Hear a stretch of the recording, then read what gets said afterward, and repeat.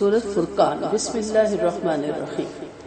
شروع اللہ کے نام سے جو بڑا مہربان نہایت رحم کرنے والا۔ تبارک الذی نزل الفرقان علی عبدہ لیکون للعالمین نذیرا الذی لہ ملک السماوات والارض ولم یتخذ ولدا ولم یکن لہ شرک فی الملک وخلق کل شیء فقدرہ تقدیرا۔ وہ برکت والا ہے جس نے اپنے بندے میں فیصلے والی کتاب اتاری تاکہ وہ تمام لوگوں کو ڈرانے والا ہو۔ وہ اللہ جس کی آسمان و زمین پر بادشاہت ہے، وہ اولاد والا نہیں، نہ اس کے ملک میں اس کا کوئی شریک ہے۔ اس نے ہر چیز بنائی، اس ہر چیز کو ایک اندازہ اس کا مقرر کر دیا۔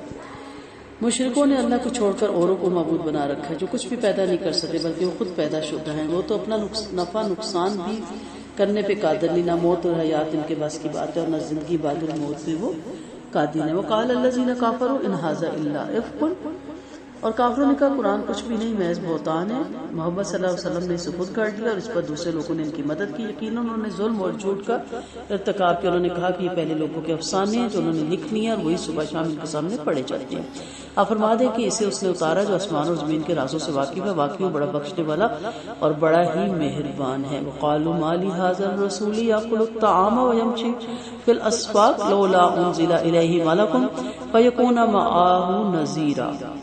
انہوں نے کہا کہ کیسا رسول ہے جو کھاتا بھی ہے اور بازاروں میں چلتا پھرتا بھی ہے، اس کی طرف کوئی فرشتہ کیوں نہیں اتارا گیا کہ وہ اس کے ساتھ رہ کر لوگوں کو متنبہ کرتا ہے، یا اس کی طرف کوئی خزانہ ہی بھیج دیا جاتا ہے، یا اس کا کوئی باغ ہی ہوتا جس سے یہ کھاتا۔ اور ان ظالموں نے کہا تم تو محض ایک مجنون کی پیروی کر رہے ہو۔ نعوذ باللہ، دیکھیے انہوں نے آپ کی کیسی کیسی مثالیں بیان کی، اس لیے یہ خود ہی بہک رہے ہیں اور آپ انہیں یہ خود ہی بہک رہے ہیں اور آپ راہ نہیں پا سکتے۔ اللہ کی ذات بڑی برکت والی ہے، اگر وہ چاہے تو اس کی بتائی ہوئی چیزوں سے آپ کو کئی بہتر چیزیں دیتے، یعنی ایسے باغ جن میں نہریں جاری ہیں اور آپ کے لیے عالی شان محل بنا دے، بلکہ یہ قیامت کو جھوٹ سمجھتے ہیں۔ اور ہم نے ایسے لوگوں کے لیے بھڑکتی ہوئی آگ تیار کر لی ہے، جب جہنم انہیں دور سے دیکھے گی تو اس کا جھنجھلانا اور چلانا سنے گی، اور جب یہ جہنم کی کسی تنگ اور تاریک گوشے میں جکڑے ہوئے پھینک دیے جائیں گے تو وہاں ہلاکت ہی ہلاکت پکاریں گے۔ آج ایک ہلاکت نہ پکارو بلکہ بہت سی ہلاکتوں کو پکارو۔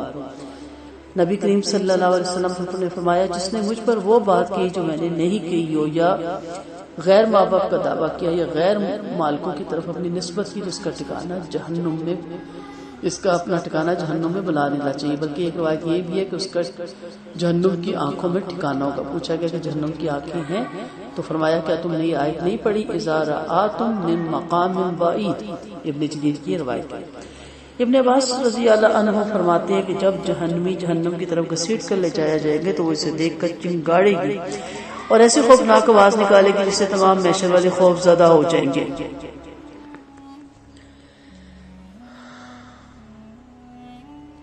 جہنم جب خوفناک چیخوں سے چیخے گی تو مقرب فرشتے اور اللہ کے رسول بھی تھرتھراتے ہوئے منہ کے بل گر پڑیں گے، یہاں تک کہ ابراہیم علیہ السلام بھی دوزانوں بیٹھ کر دعا کریں گے کہ اے رب آج میں تجھ سے اپنی نجاتی کا خواہش مانوں۔ یہ جگہ بے حد تنگ ہوگی۔ آپ صلی اللہ علیہ وسلم نے فرمایا اس کی قسم جس کے قبضے میں میری جان ہے، کافر اس طرح آگ میں ٹھوسے جائیں گے جیسے دیوار میں کیل زبردستی ٹھوسی جاتی ہے۔ سب سے پہلے ابلیس کو آگ کا جوڑا بنایا جائے گا۔ آپ صلی اللہ علیہ وسلم نے فرمایا سب سے پہلے ابلیس کو آگ کا جوڑا بنایا جائے گا، یہ اس کو اپنی پیشانی پہ رکھے ہوئے اور پیچھے سے گھسیٹتا ہوا اپنے چیلے کو پیچھے پیچھے لگائے ہوئے چیخ چیخ کر یہ کہتا پھیرے گا ہائے حسرت، ہائے افسوس، ہائے تباہی، ہائے بربادی۔ اور اس کے پیچھے والے بھی ہائے تباہی، ہائے ہلاکت کے نعرے لگا رہے ہوں گے۔ پھر یہ جہنم کے پاس آ کے کھڑا ہو جائے گا اور پھر ٹھنڈی سانس بھر کے چیخے گا ہائے ہلاکت، اور اس کے ساتھی بھی ہائے ہلاکت کہہ کے چیخیں گے۔ اب ان سے کہا جائے گا کہ تم آج ایک موت کو نہیں بلکہ بے شمار موتوں کو پکارو۔ ابن ماجہ اور ابن جریر کی روایت ہے۔ آپ ان سے پوچھیں کیا یہ بہتر ہے یا سدا بہار جنت جس کا پارساؤں سے وعدہ کیا گیا؟ وہی ان کے لیے بدلہ ہے اور لوٹنے کی جگہ ہے، وہاں ان کے لیے جو چاہیں گے وہ موجود پائیں گے، اور یہ آپ کے رب کے ذمہ وعدہ ہے جو مانگنے کے لائق ہے۔ وَيَوْمَ يَحْشُرُهُمْ وَمَا يَعْبُدُونَ مِن دُونِ اللَّهِ فَيَقُولُ أَأَنْتُمْ أَضْلَلْتُمْ عِبَادِي هَؤُلَاءِ أَمْ هُمْ ضَلُّوا السَّبِيلَ۔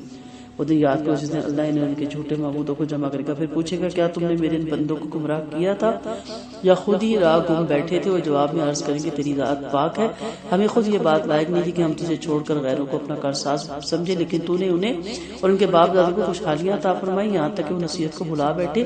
یہ لوگ تھے ہی تباہ ہونے والے، لہٰذا انہوں نے تم کو تمہاری باتوں میں جھوٹا جانا۔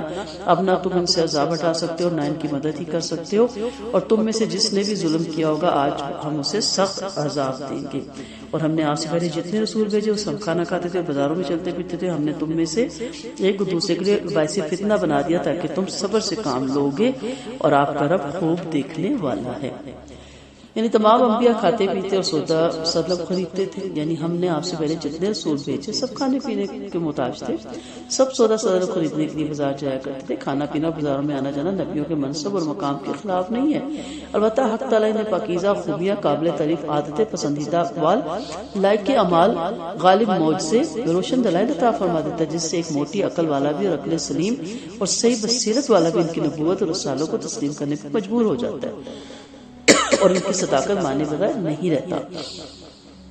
سورہ یوسف میں بھی ہم نے پڑھا وَمَا أَرْسَلْنَا مِن قَبْلِكَ إِلَّا رِجَالًا، ہم نے آپ سے پہلے مردوں کو رسول بنایا اور انہی پہ وحی اتاری۔ پھر اسی طرح سورۃ انبیاء میں آئے گا وَمَا جَعَلْنَاهُمْ جَسَدًا، ہم نے انہیں محض جثہ نہیں بنایا بلکہ وہ کھانا نہ کھاتے ہوں، نہیں بنایا کہ وہ کھانا نہ کھاتے ہوں، نہ ہی وہ ہمیشہ رہنے والے تھے۔ پھر ہم نے بعض کو بعض سے جانچا تھا کہ معلوم ہو جائے کہ کون وفادار ہے، کون نیک کردار ہے، کون جفاشار ہے، کون غدار ہے، کون صابر ہے، کون شاکر ہے، کون بے صبر ہے، کون آسان فرموش ہے۔ اللہ فرماتے ہیں کہ تم صبر کرو گے اور اپنے رب کو اچھی طرح جانتے ہو کہ کون اس کا صبر کرو گے، اور آپ کا رب اچھی طرح جانتے ہیں کون نبوت کا مستحق ہے، کون نہیں رسالت کی صلاحیت، کس میں کون رسالت کی صلاحیت اپنے اندر نہیں رکھتا۔ ایک صحیح حدیث میں کہ آپ سے کہا گیا کہ دو باتوں سے ایک پسند کر لیں، خواہ نبی اور بادشاہ بننا پسند کرے، خواہ نبی اور بندہ بننا۔ آپ نے نبی اور بندہ بننے کو پسند کیا، بندے سے مراد اپنے رب کا غلام۔ وآخر دعوانا ان الحمد للہ رب العالمین۔